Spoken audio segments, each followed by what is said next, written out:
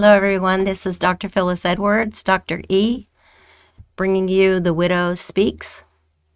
Believe it or not, this is our 13th episode, and we've had on many, many wonderful guests, and we have a wonderful one today, very different, an author, a best-selling author. This is her book. I'm just going to show it to you. It's on Amazon. I'm sure she'll talk about it, but I looked at the back, and I just have to give you this. Lorna Owens is author of Desert Sage, Wonderful World of Tea. She is an attorney, a former registered nurse and midwife, and a global speaker who has spoken in more than 20 countries. She is the founder, as I said, of Desert Sage, this is different, Lifestyle Wellness, a company devoted to intentional living, and Footprints Foundation, which works to reduce maternal and infant mortality across Africa. With every tea she blends and every letter she writes, Lorna stands for the wholeness of women. Through storytelling, advocacy, and healing rituals, she empowers women to beyond their journeys, their storytelling, and their own voices, and return themselves for another sacred sip of tea. I got the book. I started reading. I got to the first one. This is just such a creative way to talk about Thank you so your much. journey. So The book, I'm going to let you talk about it, but what I love was as you're writing to yourself, basically, to the woman that you are, and you're talking about who you are at first, and then as you're going through this, it was your way of really coming back to the woman who you are, the woman, yeah, that's correct. the woman that you are. Yeah. So I'm going to stop there and let you tell your story, because yours is different. You're not here because you're a widow going through what I'm going through, but what you're going through is deep, and it was a loss. It may still be loss. I don't know that loss just poof goes away. It stays with you somehow. Right. Well, first of all, thanks for having me. Thank you very much for being here. You had the drive down from DeLand was wonderful. Yes, So I know, and I it's good appreciate to that. hear, yeah, and it's also good mentally, right? Yeah. So what happened is about a year now or so. But before that, I met in love with a widower, and we became friends. I was being supportive. His wife had just passed, Right. and I was being supportive. And then one day I thought, I think I like this guy. Mm-hmm. This is a bad thing. And then, but I didn't do anything about it because I respected the space Sure. that he had just lost his wife, and we were just having a great time going out to eat, and we had Just a lot of company. things, company, Mhm. arts, Right. fine dining. We both enjoyed and inhabited Right. that space. And then it went a little further. I'm like, no, you're in bigger problems than that, because you fall in love with this man. Mm-hmm. But it was clear to me that I was in what I call the friends column. Right. So I'm thinking, how do I get on the friends column? And then I think we both realized what had happened. And so now I'm madly in love with him. I'm meeting everybody, family, friends. Yes. And then one day he said, I'm not ready for a relationship. And you could have hit Smack me you in the over, face. Yeah, with a Yeah. feather. Yeah. And love is not a one-way street. So if he's Right. not, then Right. that's what it is. Right. And he wasn't mean or anything to me. He's just No. lost his wife and Right. said to me, I'm not ready. Not ready. And I was shocked. I was hurt, but I accepted it. Uh-huh. And then I thought, in a couple weeks, it'd be over. But it never went But away. it wasn't. It was horrible. Were you part of his circle before a little bit? Had you known them, or? No, actually, he and his wife came. I have a store in DeLand where I do teas and Oh, candles, right. Uh-huh. and they came there. Yeah. I was aware of him through friends because of his love for wine and travel. So we knew each other from Facebook, but I met them just about the time when When she was passing. she was Yeah. passing, right?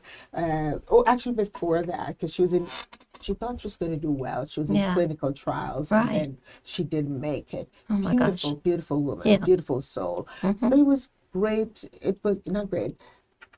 It was an honor to be a part of that process. In other words, supporting him Right. in whatever way. Right. I didn't plan to Sure. fall in love with him, Right. but it happened. The problem was I couldn't pull myself out of it, and I felt pain like I was Like a having a loss. physical heart attack. Yeah. Right. And then one day I said to myself, God, this is like an addiction, right?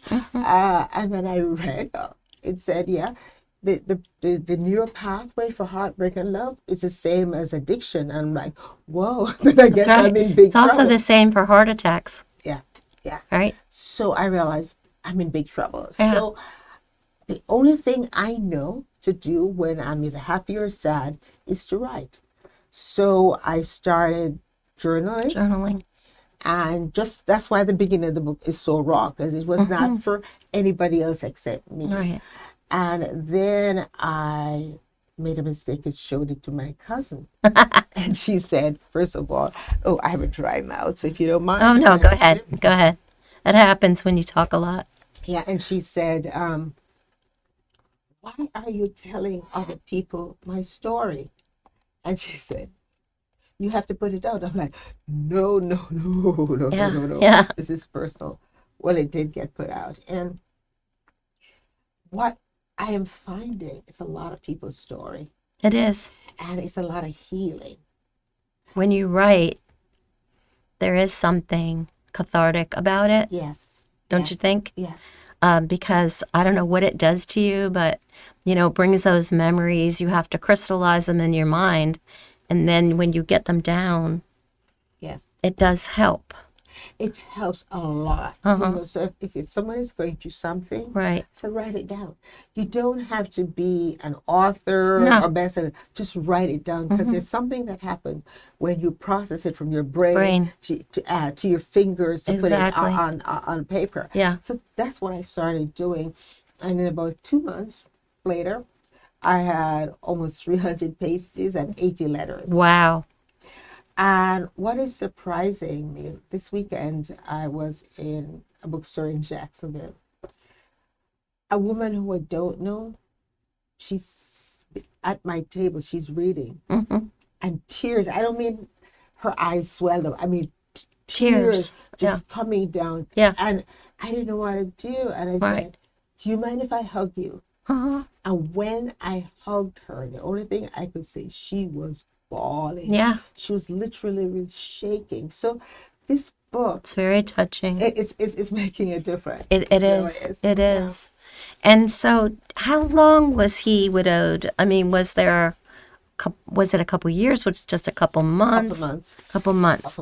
So because from what I've read, and I know statistics aren't everything, of course, but men usually within the first 2 years get remarried or find a soulmate or a partner. I don't even know if I want to say soulmate, but find somebody. The statistics are such, they're almost in complete opposites in terms of men and women.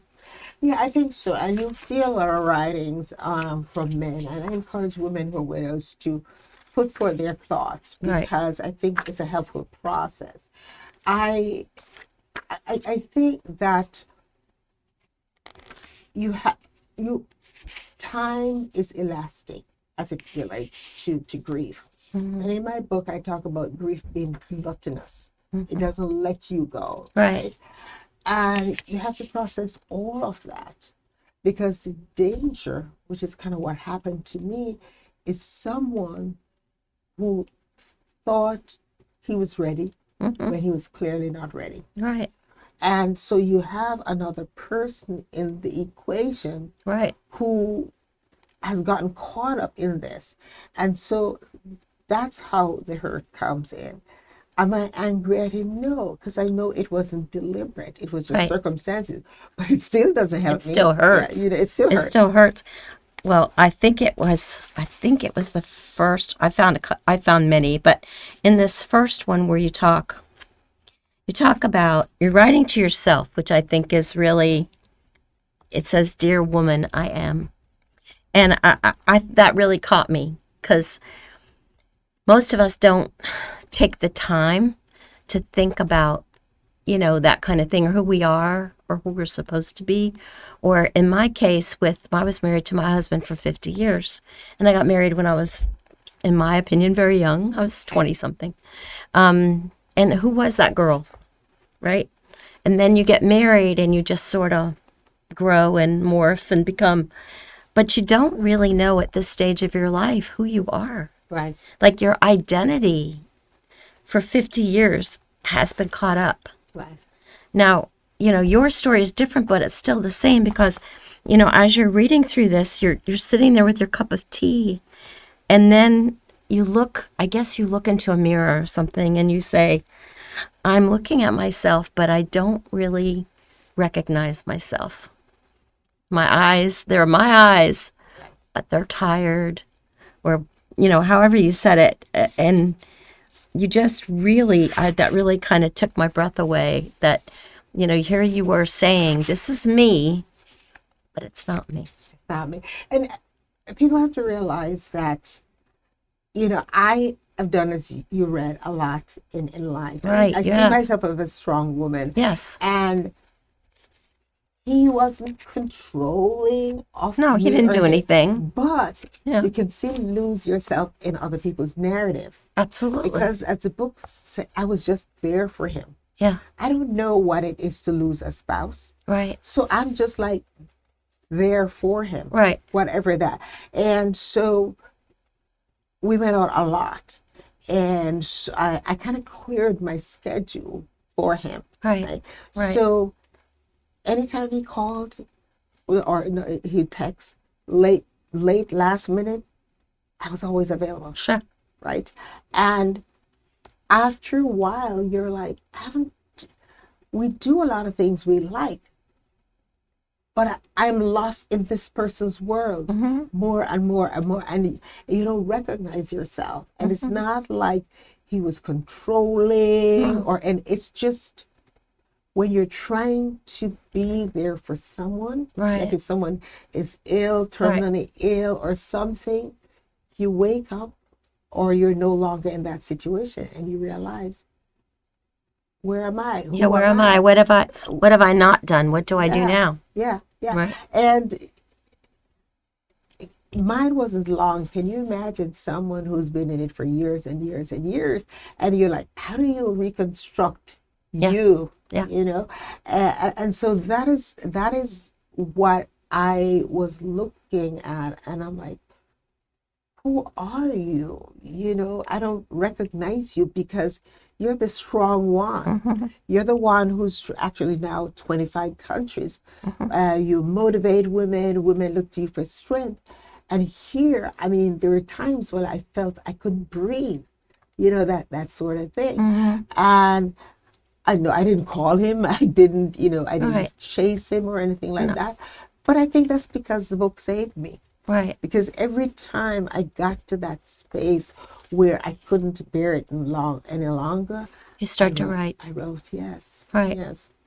Well, I can see why it would be touching and mirror what a person was going through, whether it's, somebody like myself that has a completely different story. I'm a strong woman. I was a school superintendent. I worked really hard to earn my degrees. I moved up in places where women didn't move up. I could handle myself, could go out by myself, but it wasn't the same. My husband, when I knew that my husband was at home, that was different. I went out, I did what I needed to do, whatever, and then I came home, and he was always there. But then you start to caregive. There's a lot of that widows do. Most widows and some widowers certainly do caregive, and almost everything becomes lost, and maybe rightly so, in trying to get this person well. Yes. And what I hear from you is it wasn't a physical thing, but what you were trying to do was bring him along and get him well by pouring all of yourself Yes. into that. You had to be there for them, for this person, and you're not going to make any demands of this person because you're just standing in the gap Right. for them because Right. they're hurting. They're trying to work it all out. Right. But I think that it's something you have to be aware of. And in my situation, I wasn't looking for love. Right. My friends would tease me because men would perhaps flirt at me and I wouldn't see it. Right. It would go right over my head. Right. And so when you found someone that you're compatible with, Yeah, you really were touched. yeah, I really and got attached. I threw caution to the wind. I says I loved unabandonedly. I didn't hold back Right. because You didn't protect yourself. no, and it felt good, to have somebody open the door for you or Right. get the chair for you or take you out to dinner and it's what you like. And I would say to him from time to time, I'm a girl. And it felt wonderful Sure. to be a girl again. So all of that got tied up in when you're like, oh, I guess this is not going to work. Oh my goodness. And you were also friends with his family, right? You got close to his family. I got through him. So I didn't know them before, Right. but every friend was so welcoming and family so welcoming. And I was just there. It was just understood that I was there. So it was a shock to me and my system and my psychic Everything. and my poor heart, Right. that sort of thing. But you have to find a way to heal. And that's really tough. Yeah. Because you try all kinds of things and they don't feel comfortable. They stretch you, which is fine. But, it's not very fulfilling. So, and a lot of it doesn't work. So you tend to run back home and get into your safety net, where you are alone. Right. With me, I was alone with my dog. I am alone with my dog. With you, you've got your beautiful shop, and I'm sure you find solace as you talk did, about your and that's it, big, beautiful chair. Yeah, that saved me because I had to go to my store every day. Yes. And I had to see people. And That does save you. It saved me. Yes. And the smells and the sounds in my store. Your shop. And I was talking about things that matter, like health and wellness, Right. All of those things matter. Right. They really matter, And- especially when you're going through something like what you're talking about. Yeah. And so I had that. And then when I came home at night, I love to cook. I cook some amazing dishes, and I always set the table, but I really set the table with flowers and stuff like that. And I treated myself royally. It's nice. You do all that. Yeah, and I took bubble baths, and I had because I needed to pour into me. Yourself. Yeah, and I think when you're going through these things, You don't. find a way Right. to pour into yourself, because that's the only way you're going to get out of it. But you go exactly in the opposite direction, Yes. right? Yes. I don't know. I think you said, your heart actually hurt. Your heart does hurt. And you feel like you're having panic attacks or, you're wondering why is everything pounding at this particular time? It could be nothing that started it. Just something hits you. But you tend not to take the time to think about what can I do for me.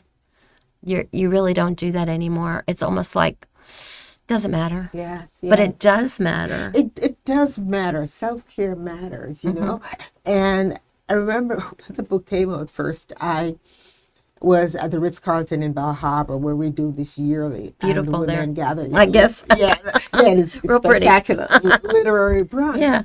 And I did have the physical book, but Yeah. I was reading it, and at the end of, and the women who've known me for 20 years, they don't know this side of me, Right. right? So Right. I'm reading it, and then I start to cry. Right. And I guess they felt uncomfortable because they don't know this side of me. So I'm telling this story Right. about how, I felt like doing a drive-by, and they were like, "No," and I said, Drive-by. the only thing that stopped me from doing a drive-by." There was a judge friend of mine there. I said, "Judge, the only thing I could imagine by being before you, and you're like, Miss Owens, do you understand you can't go by that man's house?"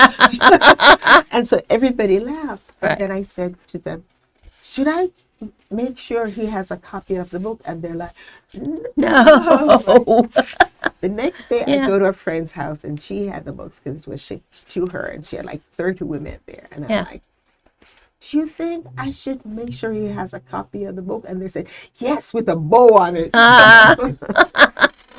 Some people have, yeah, so different, yeah. So as you wrote, did you actually could you feel each time, you were when you wrote the most, you were upset, right? You started to get really upset, and then you said, and I gotta then- read, I gotta yeah, write. Yeah. Did you start after about, I don't know, a couple of months or something to actually, when you sat down, to feel calmer and a little bit better? What happened is that once I started writing the book, I felt like I was transported somewhere else. So during the process of writing, it was almost like an out of body experience. Wow. And then the book was done. Right? Just like that. And this just is like that. a very big book. I know. I love it. I know. I'm like, oh, this is a big book. And somebody said, and I said, I guess I had a lot to say. Yeah. But I don't remember the day-to-day writing. I Right. just know that I would come from my store, shower, have something to eat, and then I would sit in the chair and I would just write until it was time to go to bed. And that happened every single day. So I think once I realized, when I realized that I was getting better, was when I started meeting people and started reading it. And also when you're forced to take the attention of yourself. Because in every reading, there's somebody crying or telling you something from the heart. And you're not going to start saying, yeah, let me tell you what happened to me, because it's in the book. You're now having to pour into somebody else and minister into somebody else. And so before I realized, I'm like, I guess I'm better. I feel better. Yeah, I guess I feel better. Yeah. Because at the same time as you were helping yourself, and then you have this book come out, and then I'm assuming that you were asked to do book readings Doing book readings, book signing, a lot, yeah. and a lot of activity, meeting new people, which is also good because you're not isolating. You're not, of course you have your shop, so you get to see people as they come in. But still, that's not quite the same as having the conversations with people and then seeing how they reacted. That surprised me. That must too. have really, Yeah, it was surprising. because you're thinking, I'm doing this all for me, basically, because each time, and that's what I think, again, is so creative, you're talking to yourself. Yeah. Hey, person who you were and are. And we have to talk to ourselves too, because you have to speak truth to power, right? And yes, it's okay for you to sit down and just talk to yourself. Just, I guess, don't answer yourself, right? Right. But you do just talk through it. If you can't write, just talk through it. Talk through it. Yeah, because it makes a big difference. I can see that. And so as you figured out that you had this and you wanted to get it out there, published, how did you decide what to do? Because a lot of people don't understand that process. Yes, so I had done many years ago a book called Everyday Grace, Everyday Miracle, which did very, very well. But it was in the days when you had to buy a lot of books. Right. Right? There was a publisher. That was when the Vanity Press, they were just about coming. Yeah. And so I knew that route. I'm also an entertainment attorney, so I kind of Oh my had an goodness, yeah. idea. I had represented authors and stuff like that. So what I did from that book was I set up a proper publishing company, Oh, because okay. 15 years ago, self-published was whatever. Right. So it was called Blessings Press, Okay. and I got it into the system, because if somebody self-published, Mm-hmm. unless you're like a pastor of a huge congregation, Right. you have to get into the system. You can't be going opposite stream to the system. So the system meant that I was a publishing house. I created a publishing house. I was distributed by a distributor. But the issue was I had to buy 15,000 books to Wow. make sense. Right. Now I knew we're in a new day with, say, Amazon KDP. That's how I got it published. Right. So I write it. I have somebody who knows how to upload. Right. So I sent everything and the design. I created the design and everything. This person uploaded it to KDP, which means that it's on Amazon, both as Kindle and hardcover. And then the next thing everybody must do, you have to go to Ingram. Ingram is a big distributor now. I guess coming out of COVID, that's a big distributor. If you're not in Ingram's, you can't get into bookstores. Okay. And you cannot get into libraries. Okay. And did you do anything with the voiceover? Like, I haven't done that but yet. that may be another thing. That's another That would be thing. another thing to do. Yeah. Well, we're going to have to close out soon because we're running out of time. I could talk to you forever. Right? But I just have to, I love that. I'm sorry for all the times I didn't choose you. Again, writing to yourself, and it's so beautiful. You know, it starts out with sipping tea in the beautiful chair and feeling the warmth of the grounds and the cup. But they're tinged with sorrow because I need to tell you something I never said aloud. I'm sorry. I'm sorry for all the times I didn't choose you. I chose silence instead of speaking your truth. I chose pleasing others over protecting your peace. I chose rooms that didn't see you, people who didn't honor you, and love that asked you to shrink. Boy, there's not a woman alive, I don't think, that can't identify with that. There are so many times when, in order to be in the room, accepted, you have to make yourself smaller, or you think you have to make yourself smaller. You're right. That's true. And what you are saying here is, no, you don't. Just find who you are and be who you are. And I think this process, I just want to say to everybody, and I sure hope there are widows out there listening, or anybody that's lost, and there's plenty of loss. You can lose jobs, you can lose faith, you can lose, somebody, good friends that all of a sudden stab you in the back. There's a lot of loss that we go through in our lives, and we push it down, push it down, push it down. We don't do anything about it. This may be one way that any one of you, any one of us, could really help ourselves, Right. and begin a healing process. Yes, yes. So I just want to thank you again for coming and taking the trip from DeLand, where your shop is. Yes. Go see her in her shop, DeLand, Florida. And we are so grateful to you, Sure. and so pleased that you were brave enough to put this down. You can find this in Amazon. That's where I got mine. But to those of you that are out there listening, please remember that God says there is beauty for ashes, and that He knows the tears that we cry, and He is with the brokenhearted, and He feels everything that you feel, and you're not alone. There's a bunch of us out here, and I want you to try to do something for yourself that will help you to move past and come out as best you can. It's not going to be all at once. It takes time, and things throw you back in. But do what you can to try to take some steps to kind of walk through the valley so you don't get stuck, because you're you, and it's enough to be you. You've got a lot to give to people. There's other people out here that can use what you have, and That's what we're here for. We're here to help other people. So I want to say thank you. It's Dr. E signing off. Thank you to our wonderful guest. And we'll be back again to have some more episodes.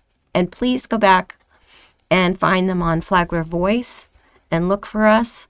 And again, it's called The Widow Speaks. Thank you. God bless you. Peace and blessings. Yes.